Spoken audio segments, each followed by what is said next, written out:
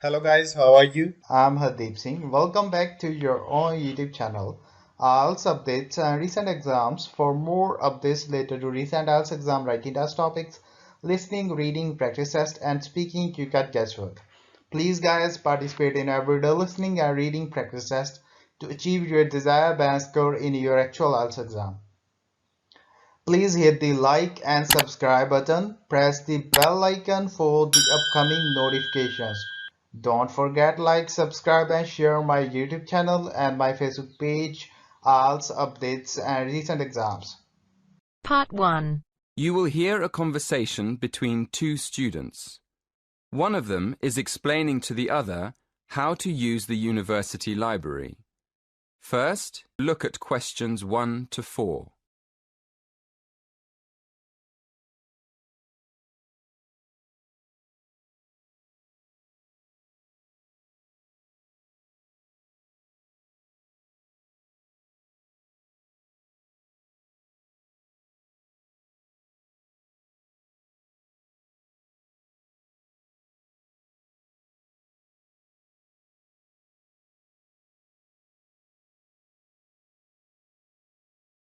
Excuse me, Lily.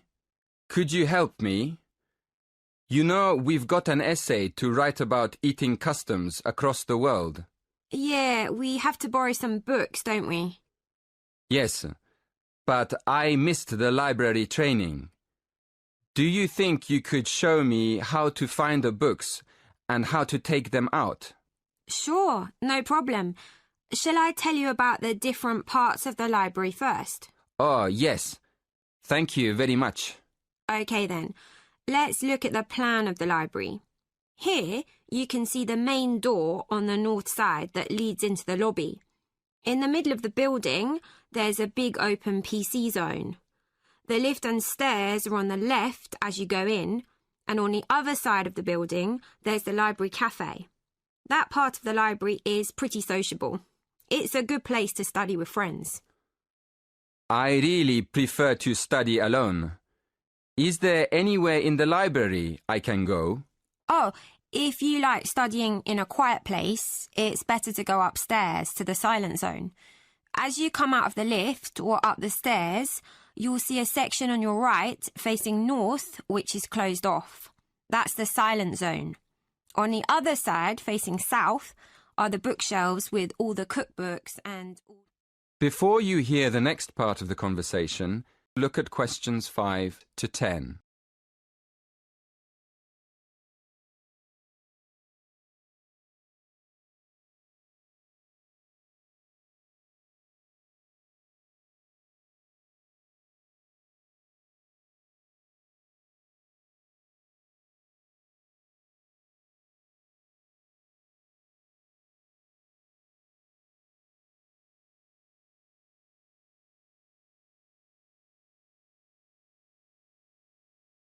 Now, can you show me how to find a book? Well, the library's very big, and the books on food could be under cookery, or they could be in history, or even entertainment. So the first thing to do is to look it up in the online catalogue. Where do I do that? It's easy. There are lots of computers in the library for that. Okay, I see. Right, you look up the title first. When you found the book, you'll see it has a class mark next to it. The class mark is 1 or 2 letters and a number. Make a note of the class mark. Then look it up on the plan of the library. The plan shows you exactly what section of the library the books are actually kept in. Thank you very much, Lily. So how do I borrow a book? That's simple too. When you go to the library, you'll have to take your student ID card. When you want to borrow a book, you take it downstairs to the scanner. Then, scan your ID card first. Next, open the book and slide it under the scanner until it makes a sound, a short beep. And that's all you have to do. Oh, sorry, I forgot. At the end, the system prints out a ticket. It's a good idea to keep it for a while, just in case you have a problem with your loan. Thanks again, Lily. You've been really kind. That is the end of part 1. You now have half a minute to check your answers.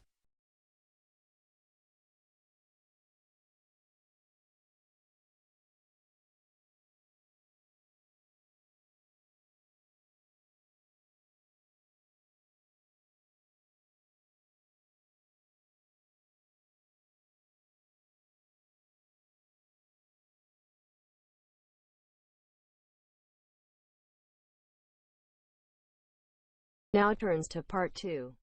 You will hear 2 engineering students, a woman in her 6th year called Linda and a man in his 5th year called Matthew, discussing the benefits of student work placements. First, you have some time to look at questions 11 to 16.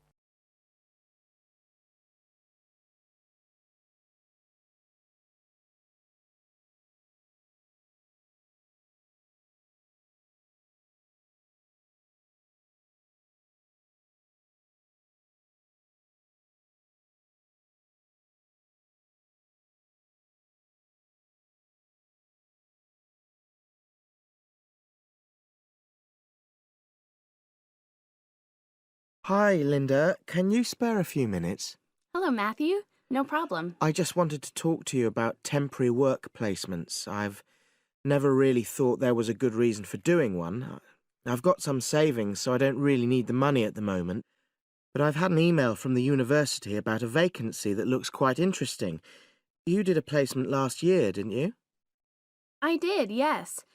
In my case, I wanted to find out if I was making the right career choice before I began applying for permanent jobs. I thought I wanted to work in car manufacturing, but I wasn't sure, so I applied to Toyota. What was the application process like? Lengthy. There were a lot of different parts to it. The dullest one was a psychometric test. You know, when you have to answer loads of questions about yourself. And you're trying to guess what's the best thing to say. Yes. Then there was an activity that we did in groups, which I found really fascinating. Engineers are renowned for being a bit unsociable, but I thought we made a great team. And we had an individual task too. We had to sort through various business documents and prioritize them. It was just like what you have to do as a student, really, just with different content. What exactly were you doing on the placement? I was helping to design some diagnostic software to identify any waste in the car assembly process. Do you mean waste of materials? No, time. Anything that can speed the process up helps to cut costs. How did the work placement compare to being a student? Was it hard work? Yes, it was. I'd had full-time work before. I've done various unskilled jobs during university holidays, and some of those involve long hours. So I thought I'd find it easy. I was wrong, though. I think when you're on placement, you're always trying to prove yourself. So you push yourself hard to succeed? Yes. But I got a lot of support from my employers. They were always helpful. And then, at the end of the placement, I was given formal feedback. Do you mean on your engineering ability? Well, no. I didn't really need that because we had team meetings every other day. And so I had the chance to discuss technical issues and ask about anything that wasn't clear. The evaluation was about general workplace things, like organizational ability, initiative, that sort of thing. I get the impression you think you benefited from the placement. Well, the best thing is that they've offered me a job for next year. Depending on my exam results, of course, but still. A permanent one? Yes. But apart from that, I learned so much. The industrial environment was much more demanding than the academic one, so my general skills improved, like time management, meeting deadlines. And on the technical side, I learned new software packages, like MS Project. Well, I think you've convinced me that work placements are worthwhile, but while you're here, can you give me advice on something else? Before you hear the rest of the talk, you have some time to look at questions 17 to 20.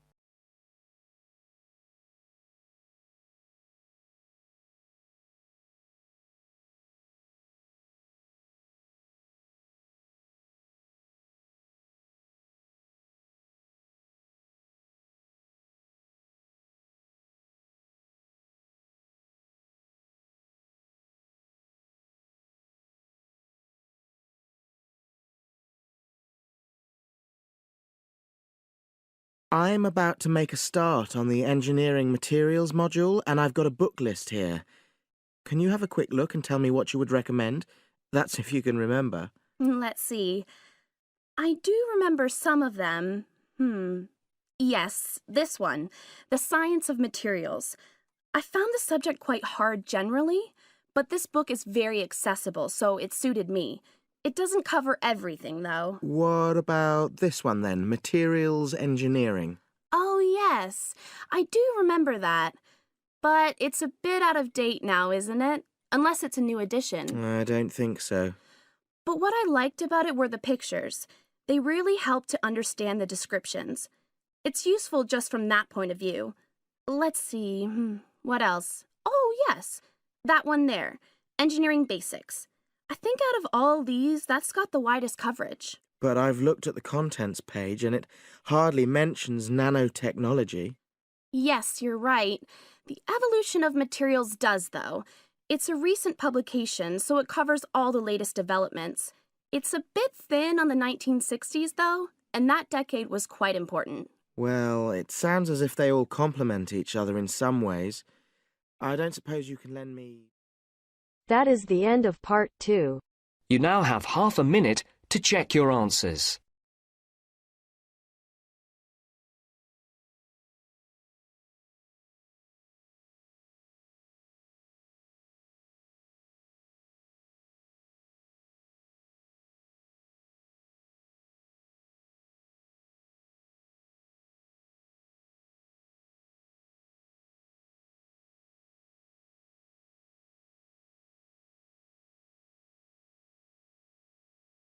Now turns to part 3. You will hear two geography students talking.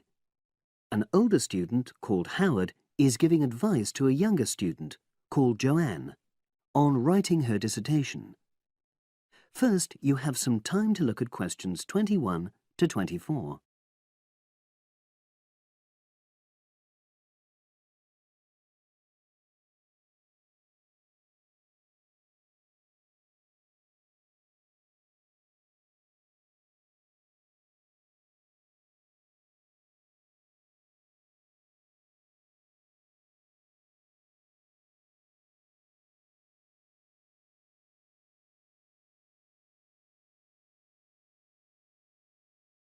Hi, Howard. I haven't seen you for a while. Hi, Joanne. Yeah, they're keeping us really busy on the postgraduate programme. But how are you? You'll be starting your dissertation soon, won't you? Yeah, tutorials start next week. I've got Dr. Peterson. You'll remember it all from last year, of course. It's not something you forget easily. Oh.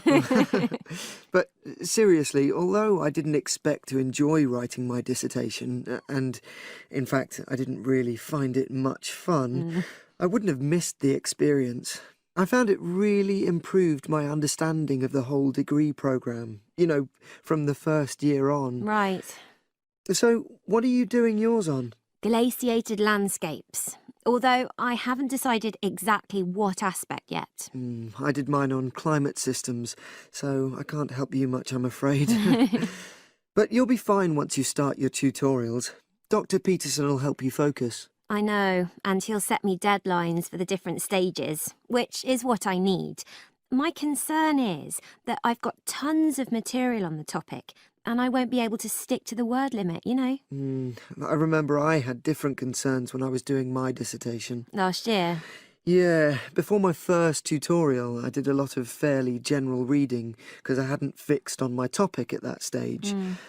I actually enjoyed that quite a lot and really improved my reading speed, you know, so I was getting through a lot of material. I was frightened I wouldn't remember it all, though, so I got into the habit of making very detailed notes. So, did you find your tutor helpful in getting you started? Yeah, we certainly had some interesting discussions, but it's funny, I saw a brilliant programme about climate change, and it was that really fired me up. It was talking about some recent research which seemed to contradict some of the articles I'd been reading. Now you have some time to look at questions 25 to 30.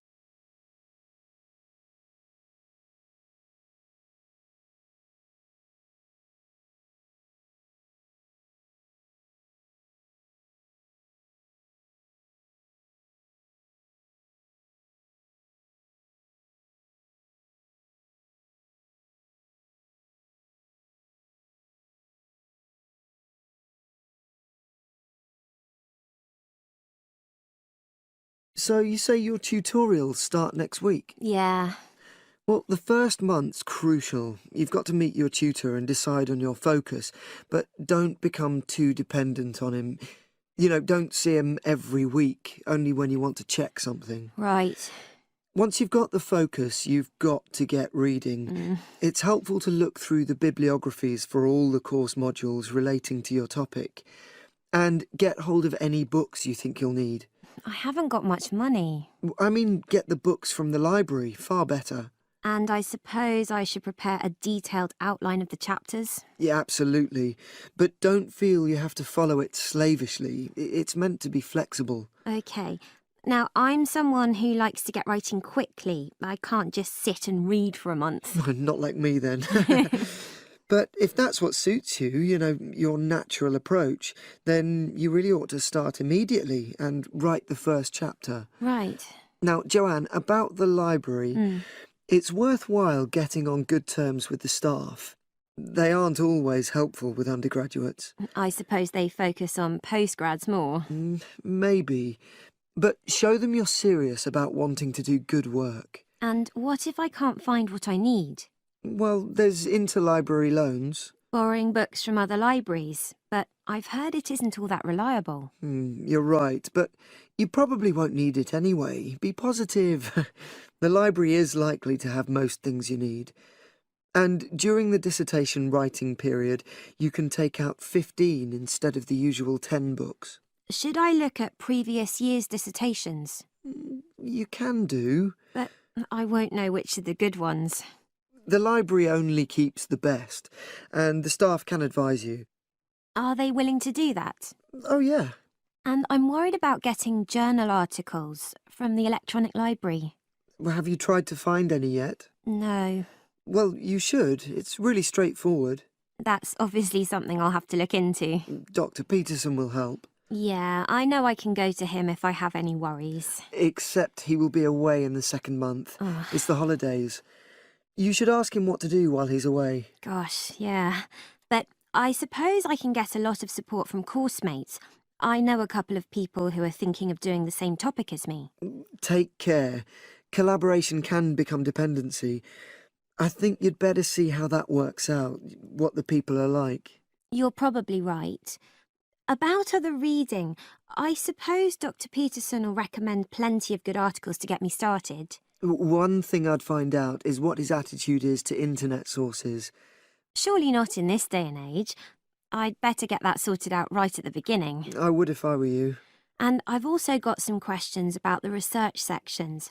How much time I should spend explaining the process? Well, I think that's up to you. You can see how it develops as you're writing. OK.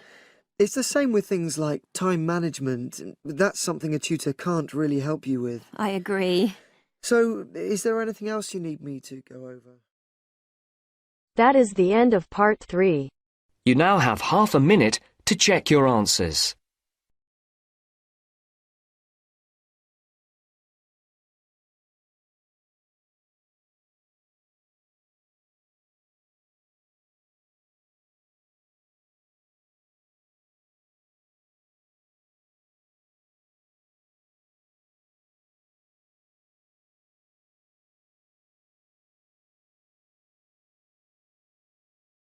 Now turns to part 4.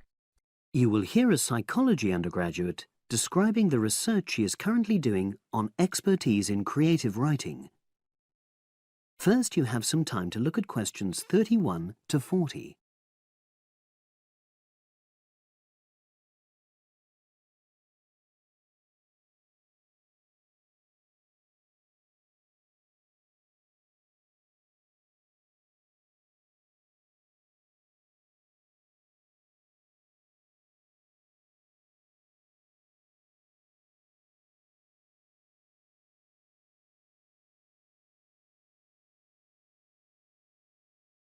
For my short presentation today, I'm going to summarise the work I've done so far on my research project to explore expertise in creative writing. Essentially, I'll share with you the process I underwent to gather my interim findings. First of all, I should give a little relevant background information about myself. Before I started my current degree course in cognitive psychology, I studied English literature, and as you can imagine, this meant I spent a great deal of time thinking about the notion of creativity and what makes people develop into successful writers. However, the idea for this research project came from a very specific source. I became fascinated with the idea of what makes an expert creative writer when I read a well-known 20th century writer's autobiography. I won't say which one at this stage, because I think that might prejudice your interpretation. Anyway, this got me thinking about the different routes to expertise. Specifically, I wondered why some people become experts at things whilst others fail to do so, in spite of the fact that they may be equally gifted and work equally hard. I started to read about how other researchers had explored similar questions in other fields. I began to see a pattern that those studies which involved research in a lab were too controlled for my purposes, and I decided to avoid reading them.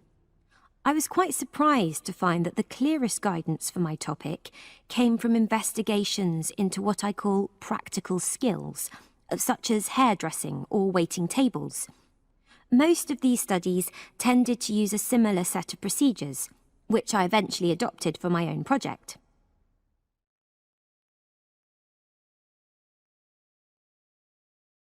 I'll now explain what these procedures were.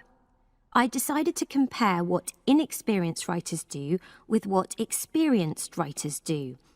In order to investigate this, I looked for 4 people whom I regarded as real novices in this field, which proved easy, perhaps unsurprisingly. It proved much harder to locate people with suitably extensive experience who were willing to take part in my study. I asked the first 4 to do a set writing task and, as they wrote, to talk into a tape recorder, a technique known as think aloud. This was in order to get experimental data. Whilst they were doing this, a research assistant recorded them using video. I thought it might be helpful for me in my transcriptions later on. I then asked 4 experienced writers to do exactly the same task. After this, I made a comparison between the 2 sets of data, and this helped me to produce a framework for analysis. In particular, I identified 5 major stages which all creative writers seem to go through when generating this genre of text. I think it was fairly effective, but still needs some work, so I intend to tighten this up later for use with subsequent datasets. I then wanted to see whether experienced writers were actually producing the better pieces of writing. So I asked an editor, an expert in reviewing creative writing, to decide which were the best pieces of writing. This person put the 8 pieces of work in order of quality, in rank order, and using his evaluations, I was then able to work out which sequence of the 5 stages seemed to lead to the best quality writing. Now, my findings are by no means conclusive at this point. I still have a long way to go, but if any of you have any questions, I'd be happy to answer them and go. That is the end of part 4. You now have half a minute to check your answers. So guys, don't forget like, subscribe and share my YouTube channel and my Facebook page, IELTS updates and recent exams. For more updates related to recent IELTS exam writing test topics, listening, reading, practice test and speaking, you got guesswork. Please guys, participate in everyday new IELTS listening and reading practice tests to achieve your desired band score in your actual IELTS exam. For more IELTS material, visit my official website www.ieltsupdatesandrecentexams.com. The link is given below in the description. If you need PDF files of latest IELTS material, then please join my Telegram channel. So guys, please write your score below the comment section. Again, thanks for listening. God bless you all guys. Stay tuned, stay safe.